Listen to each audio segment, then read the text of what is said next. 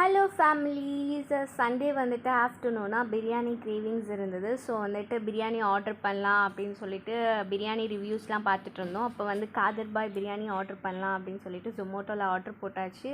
30 மினிட்ஸில் நமக்கு வந்து டெலிவரி ஆகிடுச்சு. ஸோ வந்து பிரியாணி பாக்ஸை அன்பாக்ஸ் பண்ணலாம், என்னென்ன இருக்குது அப்படின்றத பார்க்கலாம். 1 kg பிரியாணி இருந்தது, அதுக்கப்புறம் ரைத்தா, அதுக்கப்புறம் பிரிஞ்சால் கிரேவி இருந்தது, அதுக்கப்புறம் நமக்கு ஃப்ரீ ஒன்று கொடுத்துருந்தாங்க. என்னென்னா மில்கி பிளாஸ்ட் ஒர்த் 60 rupees அப்படின்னு சொல்லியிருந்தாங்க. ஸோ அதுவும் ஒர்த்தா அப்படின்றத பார்க்கலாம். ஸோ வந்துட்டு பிரியாணியில் 1 egg வச்சு 1 kg பிரியாணி கொடுத்துருந்தாங்க.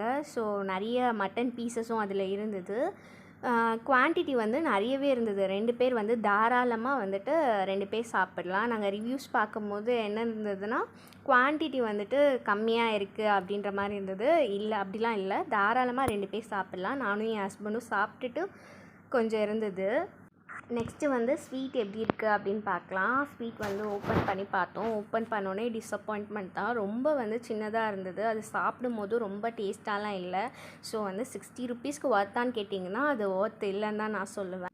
ஸோ வந்து ஸ்வீட்டுக்காக வந்து பிரியாணி ஆர்டர் பண்ணிங்கன்னா உங்களுக்கு வந்து டிஸப்பாயின்ட்மெண்ட் தான். பிரியாணி வாங்கி சாப்பிடலாம், ஒரு நார்மல் டேஸ்ட்டில் இருந்தது. நீங்கள் யாருன்னா பிரியாணி லவர்ஸாக இருந்தீங்கன்னா மறக்காமல் கமெண்ட் பண்ணுங்கள். நெக்ஸ்ட் வீடியோவில் பார்க்கலாம். பாய் பாய்.